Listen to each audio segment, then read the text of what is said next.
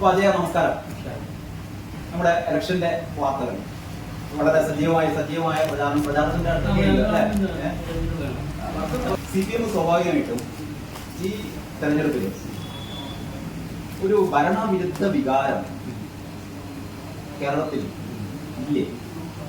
ഭരണവിരുദ്ധ വികാരം എന്നാൽ ചെറിയ ചെറിയ പ്രശ്നങ്ങൾ, ഭരിക്കുന്ന ഒരു പാർട്ടി എന്നുള്ള രീതിയിൽ ചെറിയ ചെറിയ പ്രശ്നങ്ങളൊക്കെ ഉണ്ടായിരുന്നു. അത് പ്രതിഫലിക്കില്ലേ? പ്രതിഫലിക്കാതിരിക്കുന്നില്ല, പ്രതിഫലിക്കും, സംശയമൊന്നുമില്ല, അതൊക്കെ ഉണ്ടാവും. അതിനെ മറികടക്കുക എന്നുള്ളതാണ് സംഘടന എന്നുള്ള രീതിയിൽ പാർട്ടി ചെയ്യുന്നത്. കാരണം പ്രശ്നങ്ങളില്ലാതെ ഒരു ഇലക്ഷൻ വരുന്ന സമയത്ത് നമ്മുടെ സംസ്ഥാന സർക്കാരിന്റെ കുറിച്ചുള്ളൊരു സംവിധാനം ഒരു വിജയത്തിൽ വരാൻ സാധ്യതയുണ്ട്, സംശയമൊന്നുമില്ല. CPM-നെ സംബന്ധിച്ചിടത്തോളം നമുക്കറിയാം, നല്ല ഭൂരിപക്ഷത്തിൽ നമുക്ക് രണ്ടാം തവണയും പിണറായി സർക്കാർ അധികാരത്തിലെത്തി. തദ്ദേശ സ്ഥാപനങ്ങളിൽ നല്ല രീതിയിലുള്ള ഭൂരിപക്ഷം കിട്ടി. പക്ഷെ പാർലമെന്റ് ഇലക്ഷൻ വരുമ്പോൾ എന്താ ഈ പുറകോട്ടടിക്കാൻ കാരണം?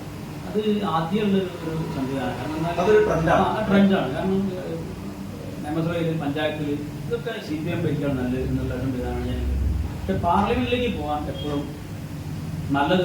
ദേശീയ രാഷ്ട്രീയത്തിൽ CPM-ന്റെ പ്രസക്തി ഇല്ലാതെയാവുന്നു എന്നുള്ള ഒരു ആ ഒരു പ്രശ്നമുണ്ട്. കാരണം എന്നാൽ നമ്മൾ 3 സംസ്ഥാനത്ത് അധികാരത്തിലായിരുന്നു, അതൊന്ന് പാർട്ടി പിന്നോക്കം വന്നു. ഇതൊക്കെ CPM-നെ ബാധിക്കുന്ന പ്രശ്നം തന്നെയാണ്. പക്ഷെ നമ്മൾ ഇപ്പോഴത്തെ പ്രശ്നം എന്താ വെച്ചാൽ, ഇപ്പം കോൺഗ്രസ് ഒരു ദേശീയ പാർട്ടി എന്നുള്ളത് ശരിക്കും പറഞ്ഞാൽ CPM-നോട് അടുത്ത് നിൽക്കുന്ന ഒരു പ്രാദേശിക പാർട്ടിയായി കോൺഗ്രസ് മാറിക്കൊടുക്കുകയാണ്. ഒരു രീതിയിൽ ഒപ്പം തന്നെ ഒരു ലീഡർഷിപ്പ് ചെയ്യേണ്ട ഒരു പണി ലീഡർഷിപ്പ് ചെയ്യുന്നില്ല. രാഹുൽ ഗാന്ധി ഒരു ജോഡോ യാത്ര ആണ്. ഈ ജോഡോ യാത്രയിൽ എത്ര ആളുകൾ പങ്കെടുത്തു? പക്ഷെ തെരഞ്ഞെടുപ്പില് നിങ്ങൾ കോൺഗ്രസിനെ ഇങ്ങനെ വിമർശിക്കാൻ പാടില്ല. കോൺഗ്രസിനെ വിമർശിക്കണമല്ലോ. നിങ്ങളുടെ മുഖ്യ ശത്രു എന്ന് പറയുന്നത് മുഖ്യ ശത്രു BJP ആണ്.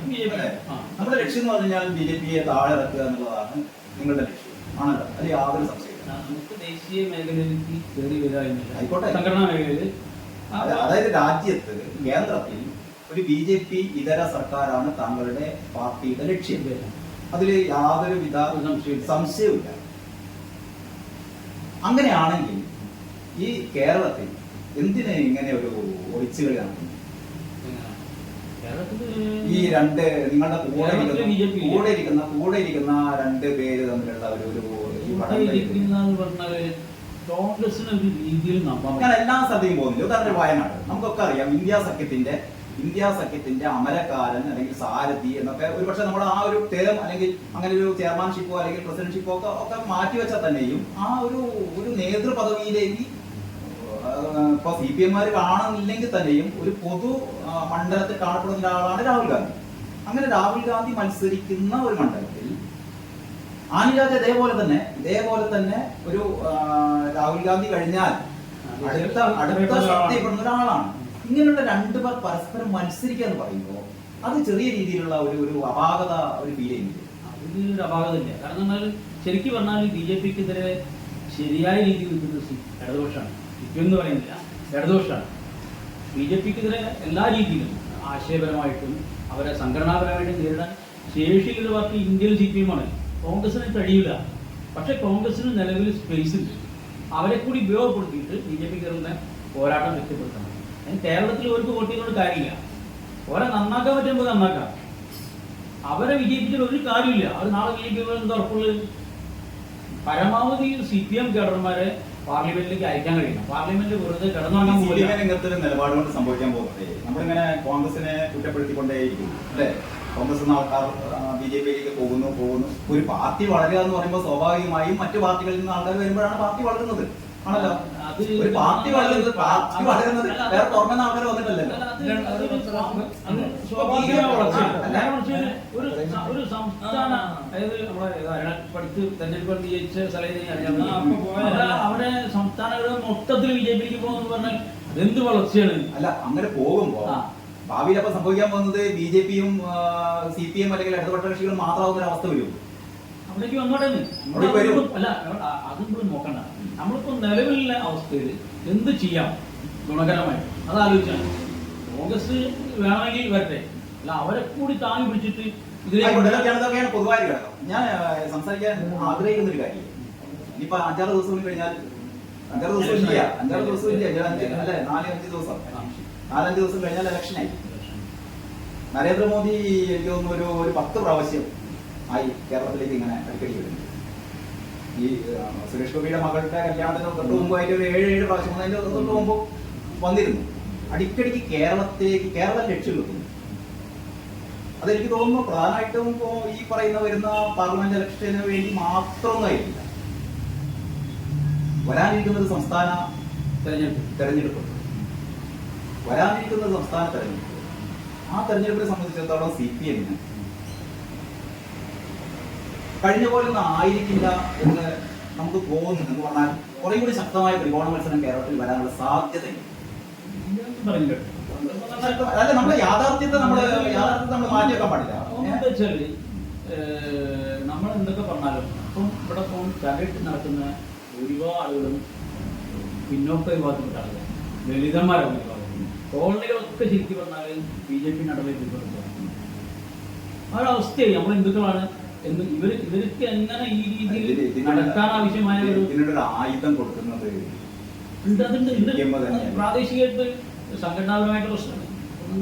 നമ്മളത് പറഞ്ഞിട്ട് കാര്യമില്ല. ഇപ്പൊ നമ്മൾ സംസാരിക്കുന്നത് ഇന്നലെയായിരുന്നു തൃശ്ശൂർ പൂരം അല്ലെ? കഴിഞ്ഞ ദിവസം തൃശ്ശൂർ പൂരത്തിന്റെ സംഭവം ഈ സോഷ്യൽ മീഡിയയിൽ മുഴുവനും ഇപ്പം വ്യാപിച്ചുകൊണ്ടിരിക്കുന്ന ഒരു സംഭവം എന്താണ്?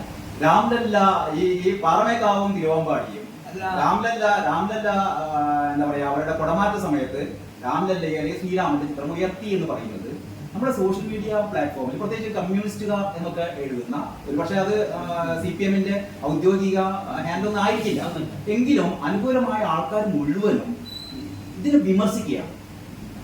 തൃശ്ശൂർ പൂരം ഒരു എന്താ പറയാ, ഇതൊരു മതേതര ഉത്സവമൊന്നുമില്ല. ഇത് രണ്ട് ഭഗവതിമാർ മുഖാമുഖം നിന്നുള്ള ഒരു ഉത്സവം. അത് കൂടാതെ ഒരു 8ഓളം ദേവീ ദേവന്മാരുടെ കൂട്ടായ്മ, ഇങ്ങനെയുള്ളൊരു സംഭവത്തില് അവിടെ ഒരു ശ്രീരാമന്റെ ഒരു കൊട ഉയർത്തിയോട് കൂടിയിട്ട് നമ്മൾ പെട്ടെന്ന് ഇങ്ങനെ അജിറ്റേറ്റഡ് ആവേണ്ട കാര്യമുണ്ട്. അപ്പൊ ഞാൻ ചോദിക്കുന്നത് CPM സംബന്ധിച്ചിടത്തോളം വല്ലാതെ എന്താ പറയാ, ഒരു ഇതാണ് BJP സംബന്ധിച്ചിടത്തോളം ഈ ഹൈന്ദവ വിഭാഗത്തെ CPM ആക്രമിക്കുന്ന ഞാൻ ഉദ്ദേശിച്ചത് ഈ ആയുധം കൊണ്ട് ആക്രമിക്കലല്ല, അവർക്കെതിരെ ഭയങ്കര എതിർപ്പുണ്ട് എന്നുള്ള ഒരു വികാരം വരുന്നില്ലേ? അതെപ്പോഴും മനസ്സിലാക്കിയിട്ടുണ്ട്. അത് സ്വാഭാവികമായി ഇവിടെ BJPക്ക് ഒരു വളർച്ച ഉണ്ടാക്കുന്നില്ലേ? നമ്മള് ചില കാര്യങ്ങളിൽ ചിലപ്പോൾ മിണ്ടാണ്ടിരിക്കാനാണ്. ഇപ്പൊ എല്ലാ രീതിയിലും അങ്ങനെ ആയിക്കോണമെന്നില്ല. ഭക്തി എന്ന് പറഞ്ഞാൽ ഒരു വലിയ സാധനമല്ലേ. അതിന്റെ ഭാഗമായിട്ട് കുറെ അപാകതകളൊക്കെ പാർട്ടിയിലുണ്ടാവും, ഇല്ലെന്ന് ഞാൻ പറയുന്നത്. കാരണം ചില കാര്യങ്ങളിൽ നമ്മളിപ്പോൾ ശോഭനയൊക്കെ അത് പറഞ്ഞതിന്റെ അടിസ്ഥാനത്തിൽ വ്യാപകമായ ആക്രമണം ഉണ്ടായി. അതൊരു നല്ല കാര്യമായിട്ട് ഞാൻ കാണില്ല. എപ്പോഴും ചില കാര്യങ്ങൾ കാണാണ്ടൊക്കെന്നുണ്ടെങ്കിൽ കുഴപ്പമില്ല, നടന്നോട്ടെ. നമ്മളത് പ്രത്യേകമായിട്ട് വേർതിരിച്ച് കാണുമ്പോൾ അത് വലിയ പ്രശ്നമാണ്. അത് ഉപയോഗിക്കപ്പെടുന്ന ആളുകളുണ്ട് പറഞ്ഞ മാതിരി. അതാണ് പറഞ്ഞത്. യഥാർത്ഥത്തിൽ കേരളത്തിൽ BJPയുടെ വളർച്ച എന്ന് പറയുന്നത് നമുക്കൊക്കെ അറിയാം. BJPയെ സംബന്ധിച്ചിടത്തോളം ഒരു നല്ലൊരു കാലിബറുള്ള ഒരു സംസ്ഥാന നേതാവ് ഒന്നും കേരളത്തിൽ ഇല്ല, കുറെ കാലമായിട്ട് ഇല്ലായിരുന്നു, ഇപ്പോഴും ഇല്ല എന്ന് വിചാരിക്കുന്ന ഒരാളാണ് ഞാൻ.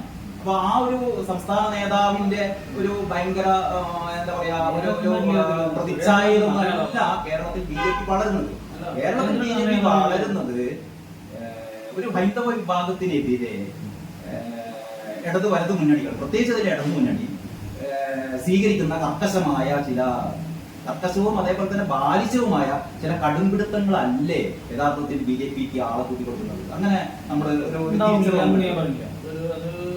ചില കാര്യങ്ങൾ നമ്മൾ ആവശ്യമില്ലാതെ അത് കുറെ ഒഴിവാക്കാണ് കുറച്ചും കൂടി നമ്മുടെ പാർട്ടി കുറെ കൂടി അത് നല്ലൊരു കാഴ്ചപ്പാടാണ്. നമ്മുടെ ഈ ചർച്ച എന്ന് പറയുന്നത്, ഇപ്പൊ ഞാൻ ഈ കാര്യങ്ങൾ സംസാരിക്കുന്നത് എന്താന്ന് വെച്ചാല് നമ്മുടെ ഇടതുപക്ഷത്തിന്റെ ഒരു മാനവികത, അതൊന്നുമല്ല പ്രശ്നം. ഇന്ത്യ നേരിടുന്ന പ്രശ്നം ഇപ്പൊ അതൊന്നുമില്ലല്ലോ. നമ്മളതിനെ അങ്ങനെ കാണണം.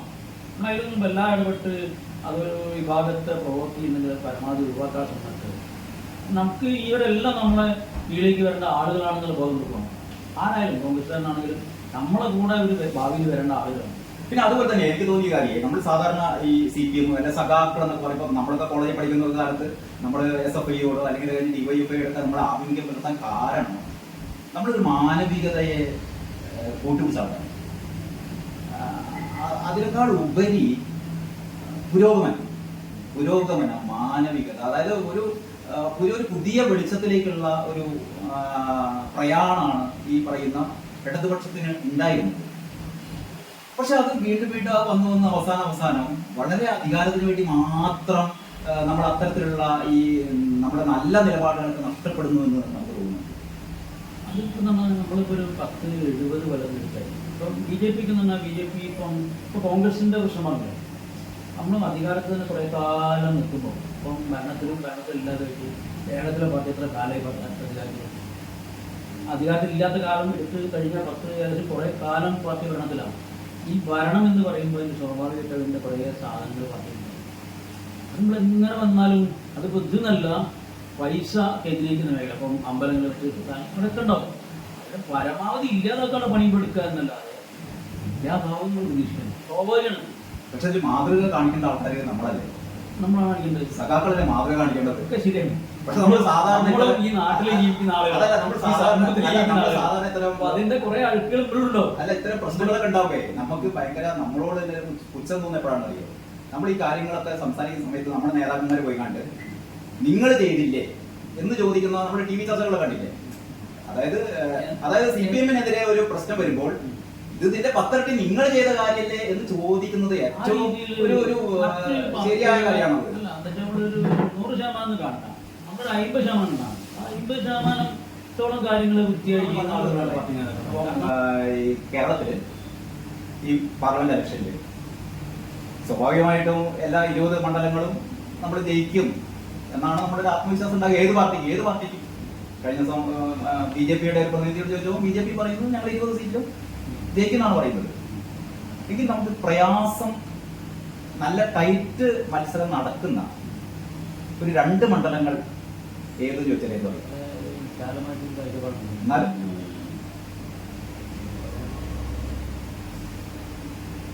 നമുക്ക് വടകര എടുക്കാലോ. നമ്മൾ അടുത്തുള്ള ഒരു മണ്ഡലം വടകരയില് നല്ല മത്സരം അല്ലേ.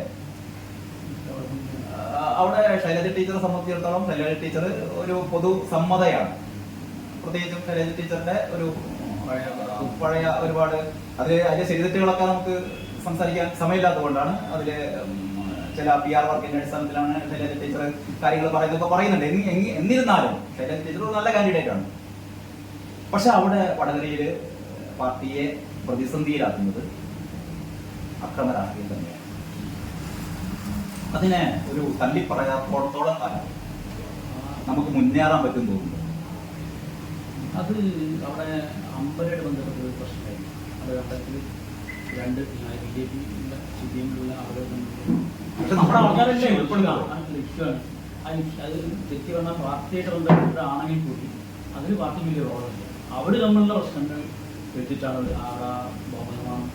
അപ്പൊ അങ്ങനെ ഒരു പ്രശ്നം വന്നു കഴിഞ്ഞപ്പോൾ അവിടെ ശൈലജ ടീച്ചർക്ക് ഇതാണ് ഒരു നല്ല കലക്കി മറിച്ചത്. കാരണം പ്രചരണ മേഖലയിൽ മൊത്തം മീഡിയ കംപ്ലീറ്റ് CPM വേണ്ടിയിട്ടാണ്. എല്ലാ മീഡിയയും, മാതൃഭൂമിയായാലും മനോരമയായാലും എല്ലാ മീഡിയയും, സോഷ്യൽ മീഡിയ ആണെങ്കിലും മറ്റ് നമ്മളെ ചാനലുകളാണെങ്കിലും ആയിക്കോട്ടെ. ഞാൻ അതിനോട് സംസാരിച്ചിട്ടുണ്ട്. എൻ്റെ സന്തോഷം തരും. ഞാൻ ഒരുപാട് CPM ആൾക്കാരായിട്ട് ഇങ്ങനെ സംസാരിച്ചിട്ടുണ്ട്. ഈ പല ആൾക്കാരും സംസാരിക്കുക പിടിച്ച മുയലിന് 3 കൊമ്പ് എന്നുള്ള രീതിയിൽ ഇപ്പൊ രാത്രിയാണെന്ന് പറഞ്ഞാൽ രാത്രി എന്ന് പറയുന്ന കുറെ ആൾക്കാരുണ്ട്. അതേ വളരെ വ്യത്യസ്തനായിട്ട് നമുക്ക് പാർട്ടിയാണ് പ്രധാനം. ഇടതുപക്ഷത്തിന് ഒരുപാട് സാധ്യതകളുള്ള നാടാണ് നമ്മുടെ. പക്ഷേ മൂല്യങ്ങൾ നഷ്ടപ്പെടാൻ പാടില്ല അല്ലേ. അത്തരത്തിലുള്ളൊരു ടീച്ചർ നമുക്ക് എല്ലാവർക്കും പാർട്ടി ഘടകങ്ങൾക്ക് എല്ലാവർക്കും അത് വളരെ വളരെ നല്ലതാണ്. കാരണം കേരളത്തിന്റെ ഭാവിക്ക് നല്ലതാണെന്ന് തോന്നും അല്ലേ. അപ്പോൾ നല്ലൊരു ഇടതുപക്ഷം ഉണ്ടാവട്ടെ എന്നുള്ള പ്രതീക്ഷയിൽ നമുക്ക് അവസാനിക്കാം. ഓക്കെ.